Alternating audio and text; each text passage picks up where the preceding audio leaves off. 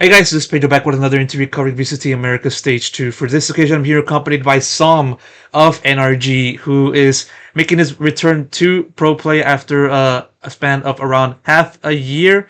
But still, good to see him back on the big leagues. s0m, thank you so much for taking the time once again, like I said before, the start of the recording. First and foremost, just covering that, returning to VCT Americas, what's the feeling like for you? Um, Feels great, man. I was definitely itching to come back after watching Split One. I was definitely had the itch even before that, but as I was watching all these tournaments happen, like Madrid, Split One, I was like, yeah, I have to come back. Whether it's now or in 2 weeks, I have to come back. And I gotta ask about the timeline. Like, what was that? When did this whole thing started materializing for you, for real? Not just going through rumors and stuff. From your point of view. Yeah. I mean, right around the time it was like leaked was when it like actually started happening. I don't remember the exact dates. Everything's this whole past 2 months have been a blur to me. Especially with traveling and so much practice. So I don't know exactly when, but right around the time I remember like seeing the leaks, and I was like, yeah, these guys know. So, so when it came time to like during those leagues, was it only NRG that kind of reached out to you, or was there any other teams that kind of did the same, but not as their offers weren't as like appealing for you?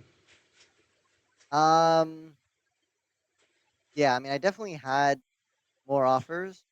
I won't say which ones, but I did have more offers throughout split one, before split one, and after split one.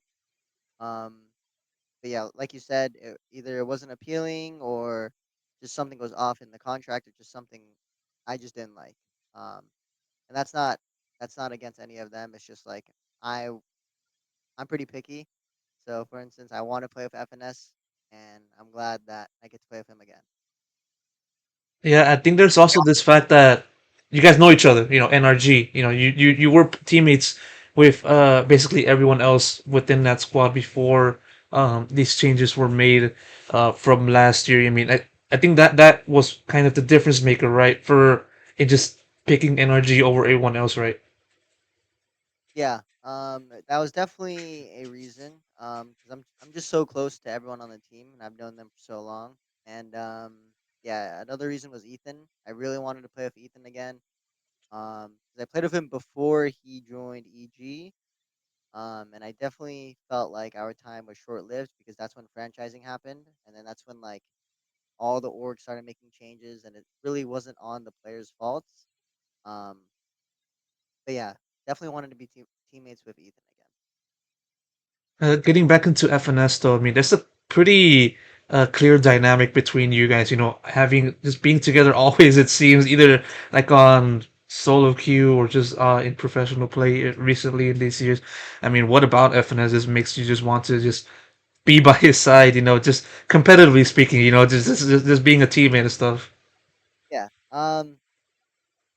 For one, I do think he is like one of a kind of a leader. He knows what he's doing, and if he ever feels like he's doing something wrong, or one of his teammates or me call him out, he'll just take it lightly. Obviously, he'll take it seriously, but he won't take it like emotionally, whatever it is. If I have any problems with him, I'll let him know, and he'll like, all right, sounds good. That's the biggest thing for me, and he definitely knows what he's doing as a leader. And it's really hard to find a leader where you kind of mesh with that well, um, outside the game and in the game. Has there been kind of any differences between the FNS from last year to this year, or has there just been no changes at all from your point of view? Um, no, not really. It's same FNS. His work ethic is still the same. Um, yeah. What about you? Same question, but now towards you. For me, I think I'm definitely taking things more seriously than I did last year. Obviously, last year I was taking it serious. But now because of the position I'm in, where I only have like a month, at most to practice.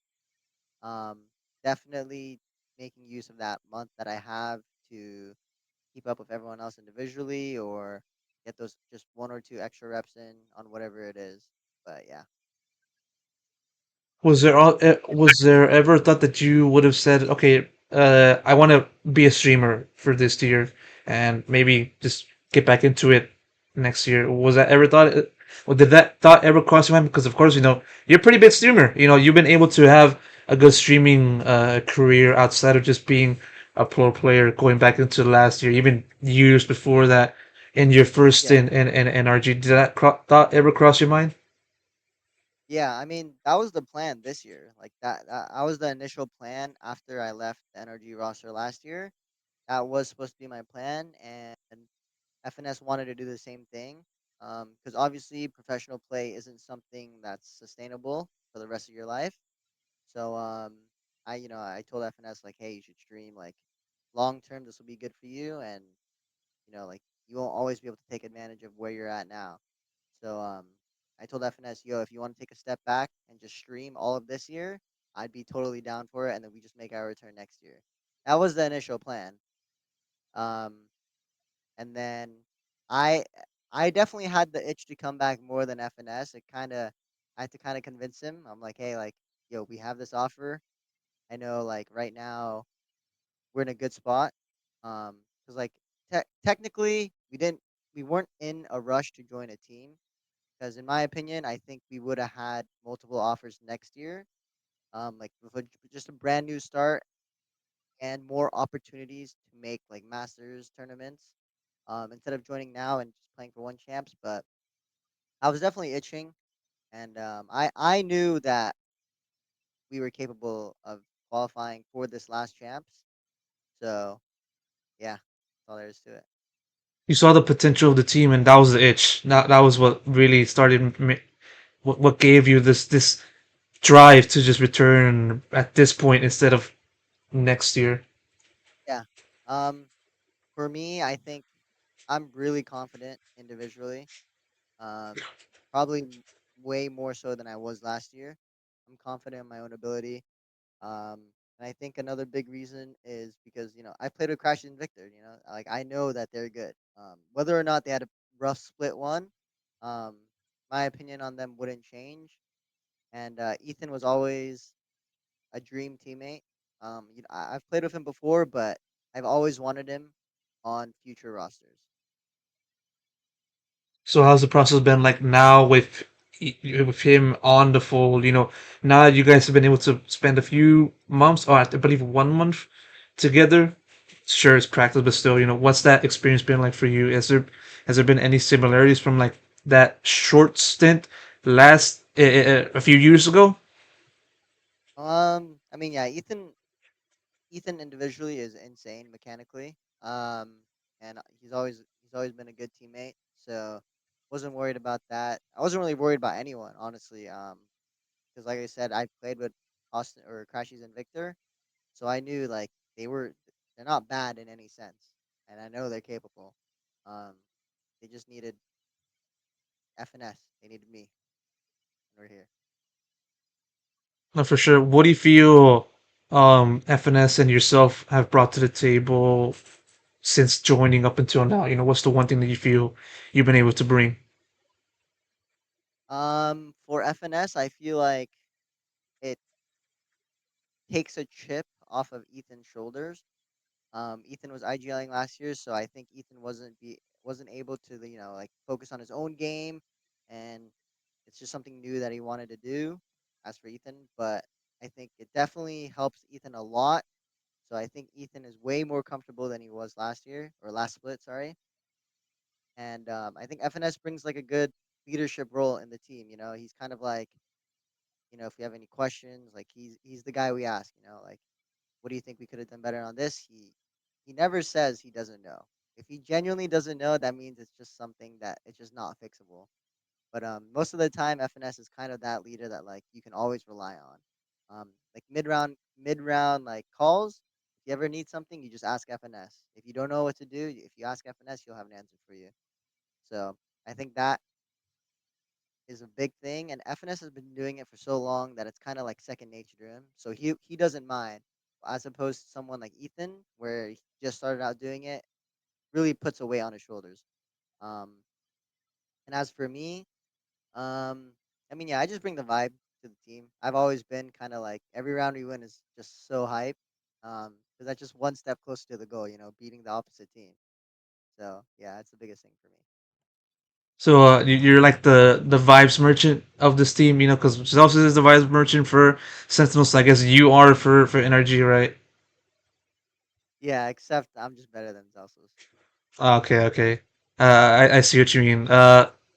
Well, speaking of Zelsus, Sentinels first opponent, stage Yeah. two. Any thoughts on that? Any kind of impressions you have for Sentinels? Yeah, I mean, first off, the impressions they're insane. No matter what everyone else says about their split one performance not making Shanghai, yeah, in my eyes it doesn't matter. They won a Masters event fair and square. The addition of John QT was probably the biggest move, probably, for Sentinels. Thus is kind of whatever, but I think John QT is a really good player.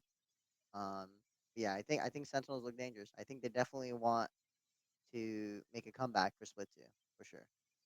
Hopefully, the same can also be said for NRG and yourself, Sam. Well, that's it. I'm going to wrap up the interview right here. Thank you so much for taking the time once again for this quick interview before the start of stage two. And best of luck goes to you for the start. Thank you.